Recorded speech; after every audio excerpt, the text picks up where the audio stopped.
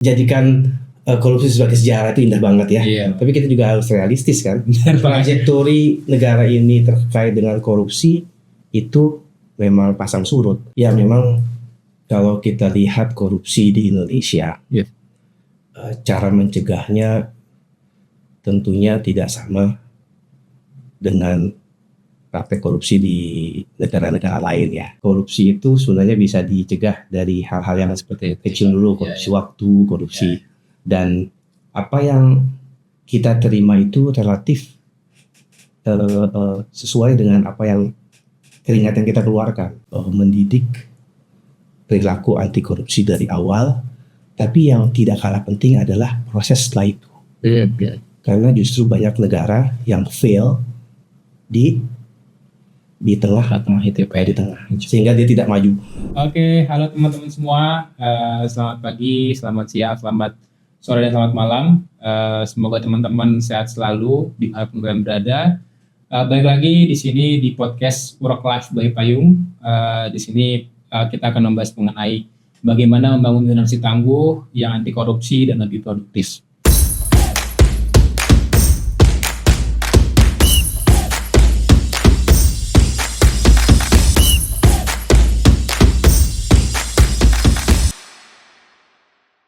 Di sini ada Pak Ubaidillah, narasumber yang keren banget. Mas Abi. Oke, gimana Pak? Sehat Pak? Sehat, alhamdulillah. Oke Pak, kita akan bincang-bincang santai aja Pak. Ya. Sebelum masuk ke tema, mungkin bisa diceritakan lebih lanjut mengenai pengalaman Bapak nih dari Ketua Indomie FEB UI sampai menjadi komisaris di PT Miri Life. Dari mana nih ceritanya nih? Boleh mungkin dari awal dulu Pak, dari karir Bapak awal gitu mungkin. Ya, jadi sebenarnya saya sudah bekerja setelah lulus itu hampir 25 tahun ya. 25 tahun, oke. 15 tahun pertama sebagai profesional, pure profesional di sektor keuangan. Setelah itu saya memutuskan untuk sekolah lanjutannya S2. Tapi setelah S2 itu hidup saya agak sedikit berbeda. Oke Pak. Karena bekerja sebagai profesional masih, tetapi saya mau mencoba untuk mewujudkan impian saya dulu, ingin jadi pendidik gitu ya. Jadi saya ngajar dan juga bisa punya waktu untuk kegiatan kemasyarakatan. Tapi bukan ormas ya. Oke. Jadi setelah 15 tahun, saya mencoba untuk membagi dunia profesional seperti bekerja di perusahaan ya. Dulu saya bekerja dari mulai IBM, BCG, beberapa perusahaan di pasar modal. Nah sekarang di samping bekerja, tapi lebih banyak sebagai advisor, komisaris gitu ya. Salah satunya tadi disebutkan sama Mas Abi di BNI Life gitu ya. Tapi juga saya juga selama 10 tahun terakhir mengajar dan coba ikut dalam beberapa kegiatan masyarakat ya. NGO gitu ya. Jadi kurang lebih sekarang itu yang saya lakukan. Jadi Bapak lulus di UI itu tahun? Saya lulus di UI 99. Oh tahun 99. 99. After 98 itu ya Pak? Ya, jadi saya sebenarnya selesai lulusnya itu 99, selesai kuliah itu 97. Persis pada saat krisis. Jadi saya dapat pekerjaan pertama itu kurang lebih sebulan sebelum krisis pecah. Jadi untungnya saya dapat offering letter itu sebulan sebelum krisis, karena setelah itu mungkin tidak dibatalkan. Offering letternya waktu itu saya kerja di IBM tahun 97. 2 tahun berikutnya baru saya selesai kuliah, selesai wisuda. Saya mengerjakan skripsi pada saat saya bekerja. Berarti Bapak saat ini juga mengajar ya? Ya, saya mengajar. Di mana Pak? Saya mengajar terutama di BINUS, Tapi juga saya mengajar di ada satu kampus yang baru ya, namanya Universitas Islam Internasional di Depok juga ada, di Cisalak. Jadi saya ngajar di dua kampus, tapi majority di BINUS selama 10 tahun terakhir. Mengajar ekonomi ya Pak ya? Mengajar business ethics, corporate governance, dan yang lagi tren sekarang sebenarnya sustainability. Oke Pak. Oke, berarti tadi 15 tahun pengalaman untuk profesional, Ya. 10 tahun pengalaman mengajar ya Pak ya? Mengajar dan masih bekerja juga, masih ada di company. Oke nih Pak. Mulanya nih Pak, sebagai yang tadi udah cukup lama sebagai profesional dan mengajar sambil bekerja, nilai hidup apa nih Pak yang membentuk prinsip Bapak sampai saat ini? Ya, itu panjang ya. Iya. Apa yang sekarang saya coba lakukan itu kan pasti awalnya dari prinsip-prinsip yang diajarkan di keluarga gitu ya. Saya itu dari keluarga yang kebetulan cukup religius. Bahkan sebagian besar saudara saya itu lebih banyak sekolah agama dulu. Dulu namanya IAIN. Apa tuh Pak? Institut Agama Islam Nasional atau apa, IAIN. Sekarang itu jadi UIN gitu ya, Universitas Islam Negeri gitu ya.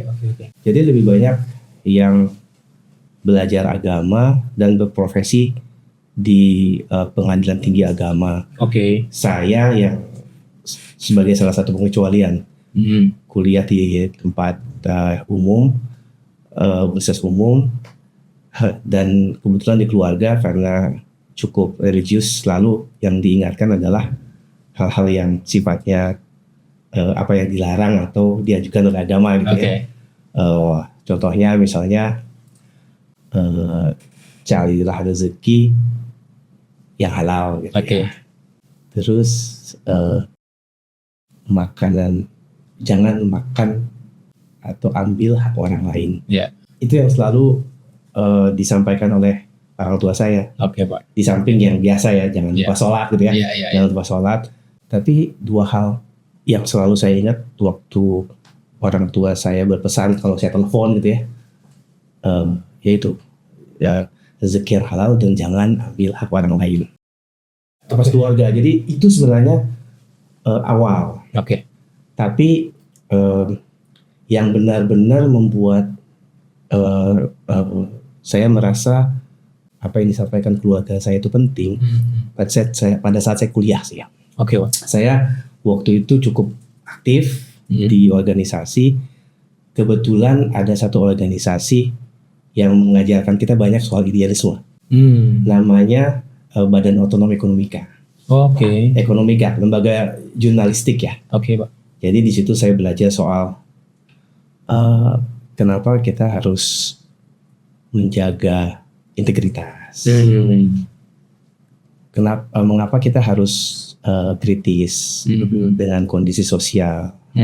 Jadi di sana itu memperkuat pengalaman pas kampus itu, memperkuat apa yang sudah disampaikan oleh keluarga.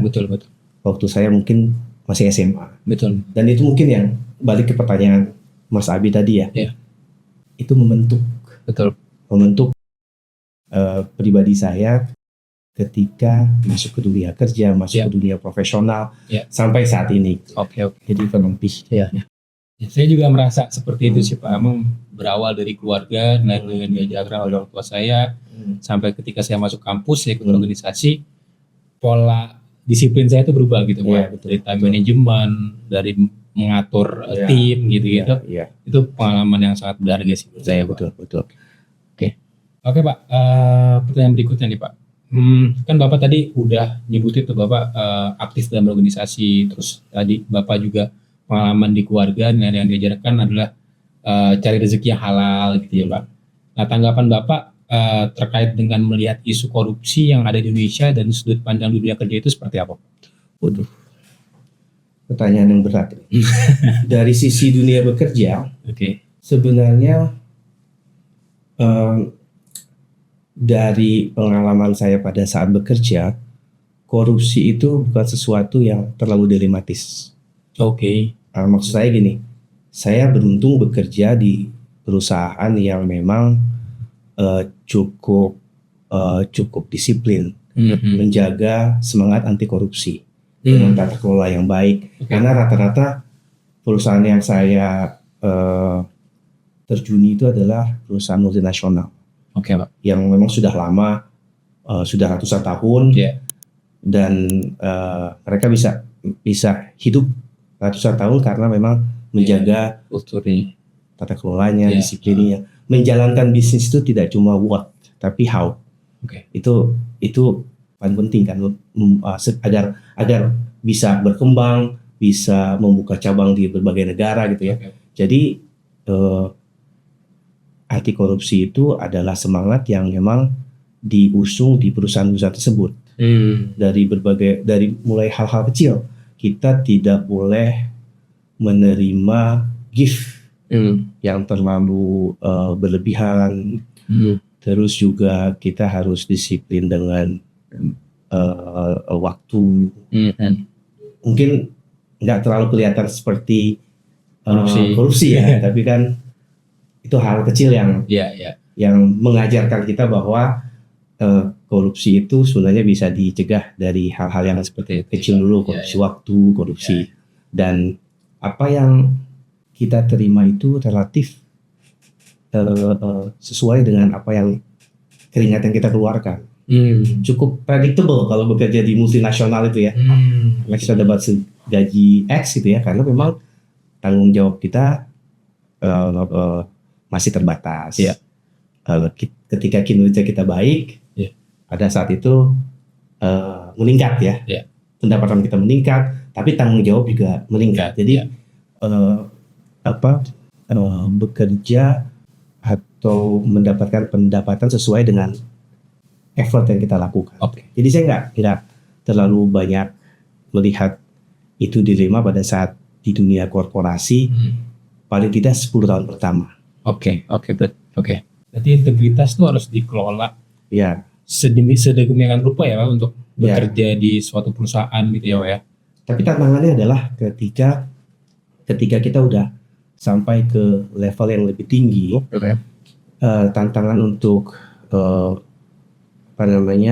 mencegah korupsi itu semakin besar. Karena multinasional sendiri harus berinteraksi dengan ekosistem. Nah sekarang tergantung ekosistemnya itu mereka punya semangat apa yang terkait dengan korupsi. Apakah mereka cukup strict juga sama dengan multinasional atau lebih permisif? Jadi itu yang membuat dilema dan isu korupsi itu semakin besar ketika saya mencapai jenjang karir yang lebih tinggi karena lebih exposure-nya dengan stakeholders lebih besar, dan ekosistemnya kebetulan cukup permisif dengan korupsi. Tapi pasti Bapak balik lagi dengan prinsip Bapak di awal itu ya. Betul. Kita penting banget teman-teman untuk punya prinsip yang membentuk kita sampai saat ini gitu ya. Ada kita berlaku terhadap prinsip kita. Tadi kan ada korupsi waktu nih Mbak. Di lingkungan kerja tuh mungkin ada yang seperti itu gitu. Nah kira-kira apalagi bentuk korupsi kecil? Kan kalau saat ini kan mungkin korupsi ada di level yang tinggi gitu. Nah kira-kira korupsi kecil tuh seperti apa aja Pak? Kalau saya melihat korupsi kecil itu kadang-kadang kita tidak sadari. Itu bisa diidentifikasi pada saat kita melihat kontrak kerja kita dan apa yang kita kerjakan. Jadi kalau misalnya saya masih ingat tuh waktu mulai bekerja gitu, ada jam kerja waktu itu. Jam kerja dari mulai jam 9 sampai jam 8 sampai jam 5 gitu ya. Sore. Kita datang terlambat, kita tidak masuk. Ini klasik ya. Kita tidak masuk, bilangnya sakit gitu ya. Jadi itu hal-hal kecil yang semakin lama kalau dibiarkan itu akan membentuk perilaku yang lebih lebih sistemik menuju korupsi yang sebenarnya. Dan itu terus terang tantangannya cukup besar gitu ya. Pak. Saya pun pernah pada saat itu sakit yang masuk bukan karena sakit tapi ngaku sakit gitu kan. Karena ekosistemnya ekosistemnya yang permisif terhadap perilaku koruptif gitu ya. Mungkin nggak hanya di dunia kerja, mungkin di lingkungan sekolah pun juga harus terbentuk dari awal gitu ya Pak ya. Betul. Oke Pak. Nah, menurut Bapak nih Pak, kunci membangun integritas sejak dini itu khususnya bagi generasi muda ini kita harus ngapain sih Pak? Iya.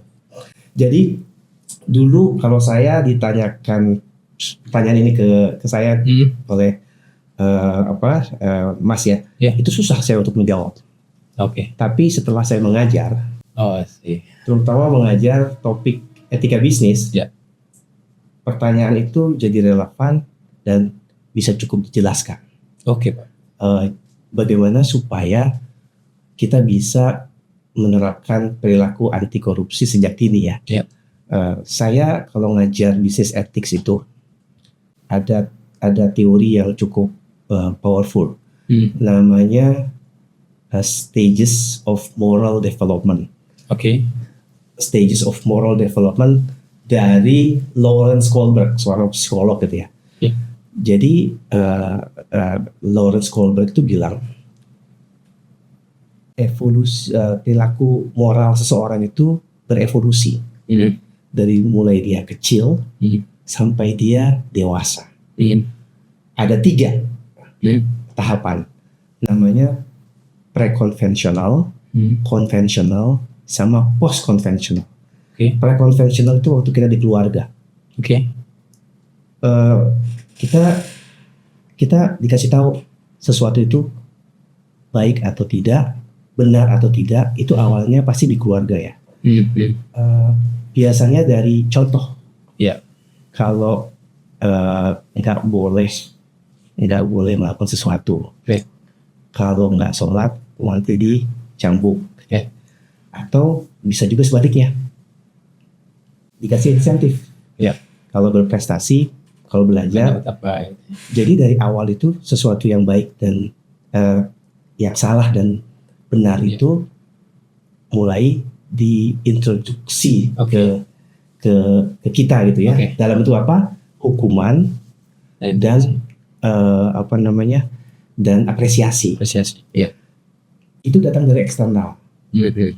Jadi kita mengenal itu pada saat kecil dari keluarga dan dalam bentuk reward and punishment. Setelah itu konvensional, kita udah mulai masuk ke dunia sosial. Nah, dunia sosial itu kita melihat sekeliling kita.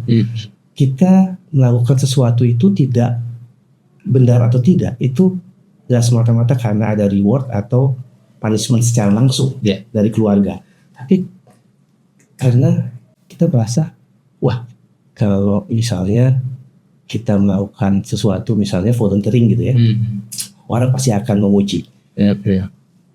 You did a very good job. Istilahnya Kohlberg itu adalah good boy. Tahapnya itu namanya good boy. Itu yang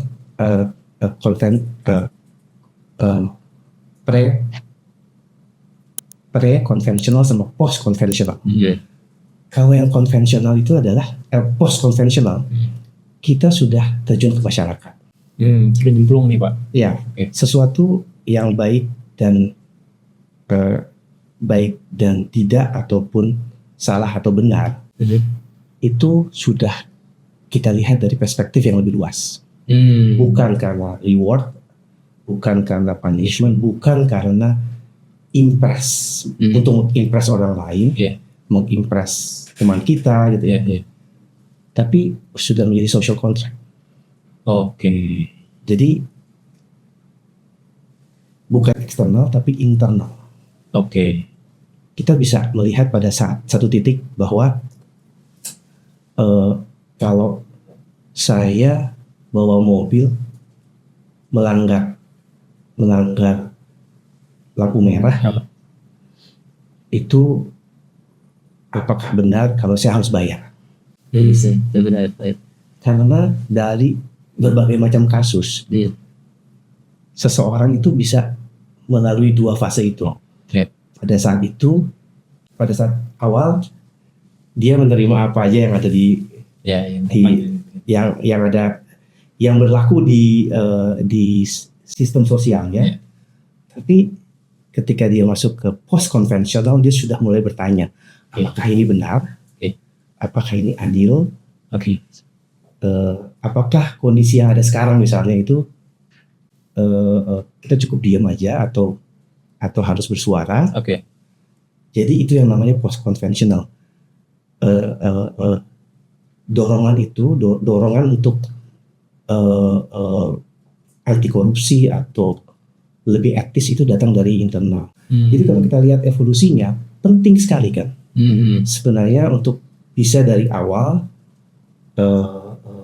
menerangkan soal salah dan benar, etis atau tidak sejak dini itu lebih baik. Karena biasanya kita lihat dari sisi evolusi hanya 10% sampai 20% yang survive di post konvensional.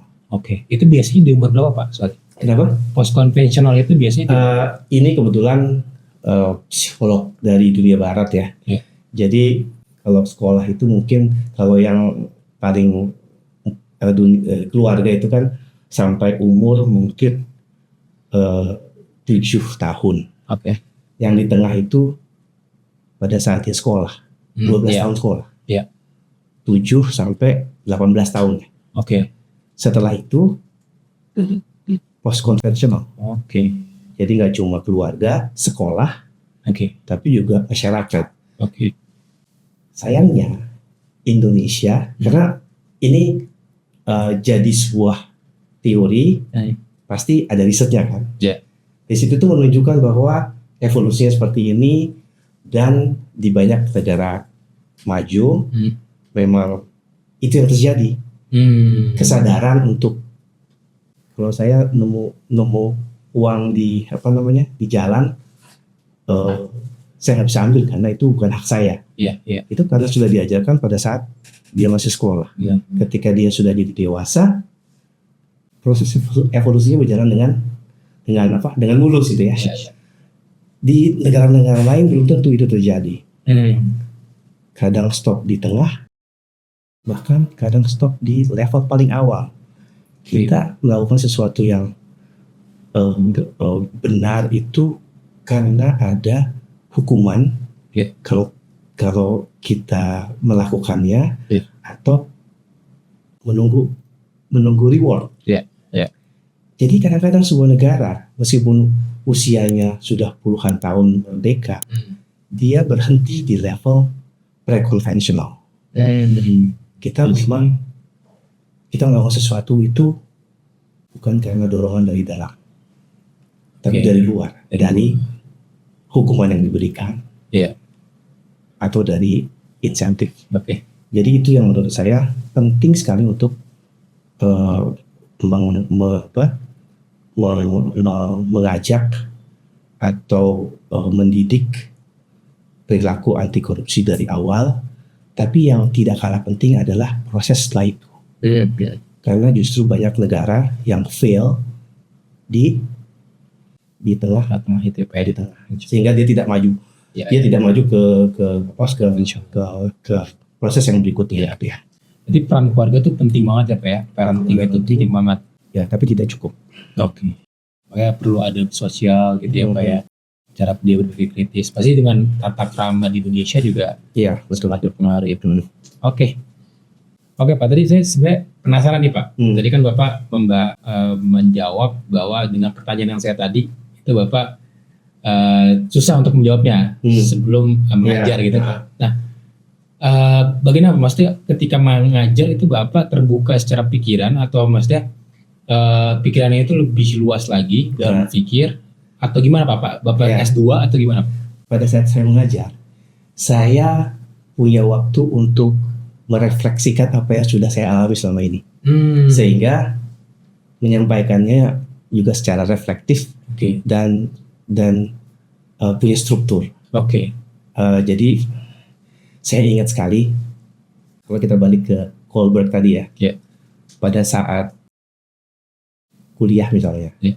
saya tadi cerita saya belajar idealisme itu dari lembaga yang namanya Yeah. Badan Otonom Ekonomika. Yeah. Saya ingat waktu itu dilema etis saya pertama itu pada saat saya di organisasi Ekonomika itu ada proyek bisnis ya, namanya proyek Agenda UI. Mungkin kalau teman-teman yang ada di UI tahu tuh proyek Agenda UI.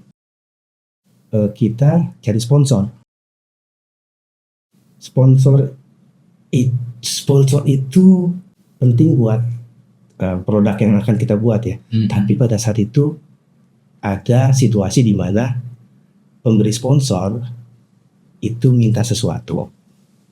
Tidak ada kerugian secara spesifik ke kita sebagai mahasiswa, karena mungkin sekarang itu namanya kickback ya. Ya, return ya Pak. Saya oke, kita kasih sponsor 1 juta.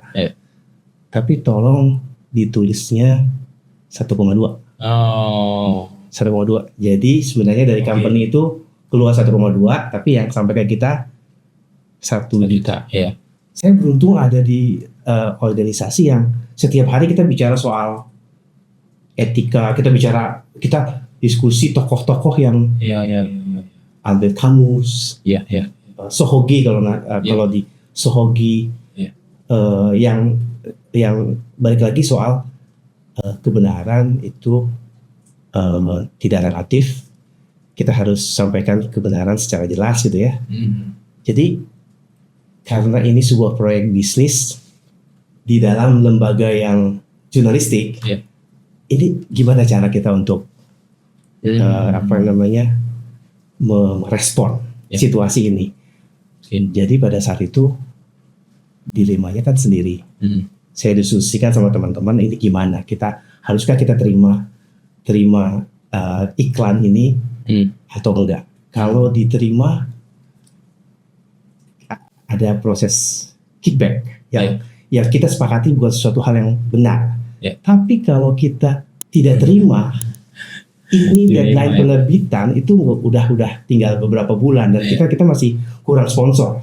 Kita diskusikan dan akhirnya kita memutuskan tidak mengambil itu karena sebagian besar bilang bahwa ya sudah, kita relain aja. Kita lebih aktif lagi mencari sponsor yang masih mungkin memberikan di waktu tersisa gitu ya.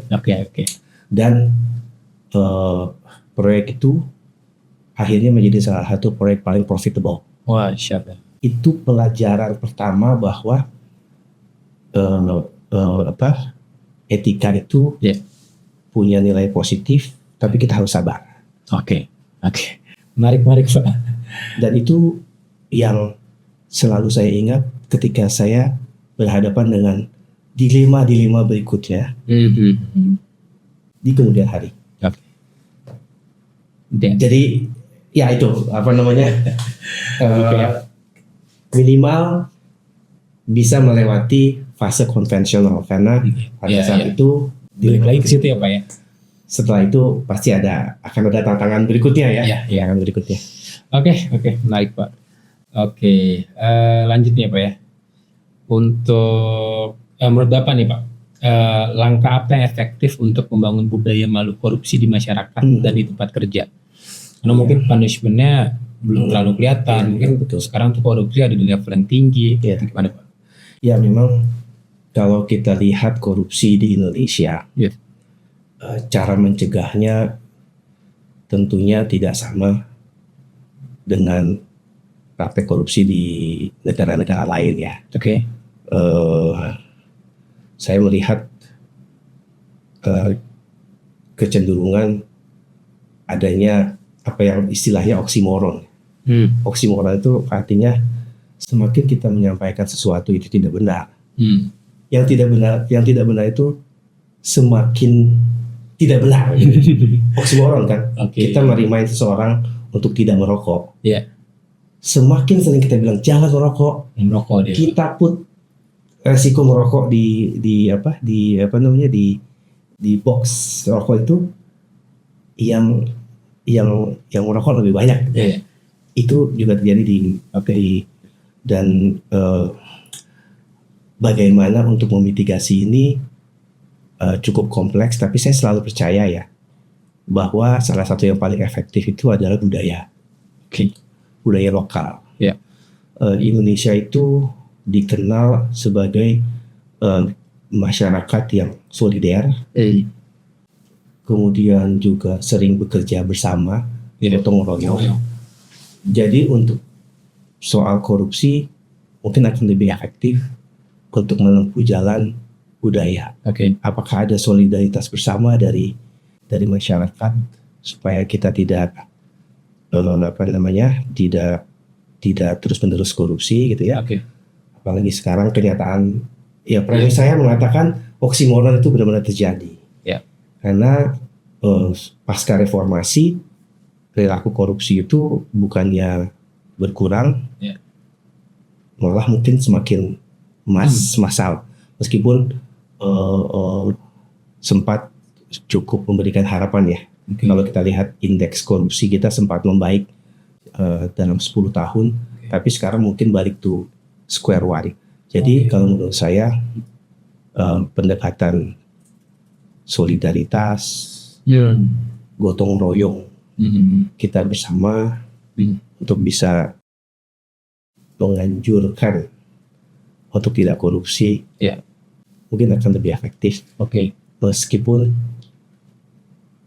sekarang ini kita mulai dari mana saya nggak tahu. Jadi menurut Bapak korupsi itu bisa diberantas secara habis atau emang korupsi itu pasti ada, Pak? Yang jelas korupsi itu masih ada lah di mana-mana ya, even di negara yang peringkat indeks persepsi korupsinya sudah sangat baik, bahkan di negara seperti Singapura juga ada korupsi. Tapi kontrak sosial kita terhadap korupsi itu yang paling penting. Mayoritas masyarakat itu ingin tidak ada korupsi lagi, dan itu disepakati social contract masyarakat dengan lembaga penyelenggara negara, stakeholders dalam masyarakat gitu ya. Itu yang kalau menurut saya masih dalam proses ke sana dan PR-nya masih sangat banyak. Mungkin dengan adanya momentum kita bisa refleksi lagi, kayaknya memang semuanya harus solider. Kita harus membangun solidaritas, karena kalau enggak mungkin Indonesia akan jadi fail country. Karena ada bukunya kan, fail country. Mungkin itu yang ini ya. Iya, karena mungkin Indonesia dengan tidak ada korupsi itu mungkin indah banget menurut saya. Betul. Mungkin jadikan tapi sayangnya saat ini mungkin ada di level yang cukup nadir gitu ya, karena dulu pada saat Orde Baru kita tahu korupsi itu tersentralistik ya, di level pusat. Sekarang mungkin sudah secara massal. Itu yang membuat saya sebagai dosen bisnis gitu ya, kalau menjelaskan ke mahasiswa kenapa sih marketnya paling besar tapi banyak multinational company yang saya percaya cukup disiplin soal tata kelola dan semangat anti korupsi, itu memilih untuk mengindahkan soal potensi pasar karena merasa akan berhadapan dengan resiko yang lebih besar, resiko kesinambungan bisnis. Jadi pilihannya akhirnya di negara tetangga. Itu yang saya rasa pukulan terbesar dari budaya koruptif ke dalam perkembangan ekonomi, pertumbuhan ekonomi. Sangat berpengaruh ya Pak ya? Sangat berpengaruh. Ada yang saya tahu kontribusi korupsi itu mungkin bisa sekian persen dari pertumbuhan ekonomi ya. Mungkin kalau kita sekarang punya let's say pertumbuhan ekonomi 5%, sebenarnya kita bisa tumbuh 6% atau 6,5%, karena ada 1% itu sendiri yang hilang karena hilangnya juga opportunity bisnis, hilangnya FDI, hilangnya income. Jadi itu cost yang harus kita tanggung dengan adanya korupsi. Oke.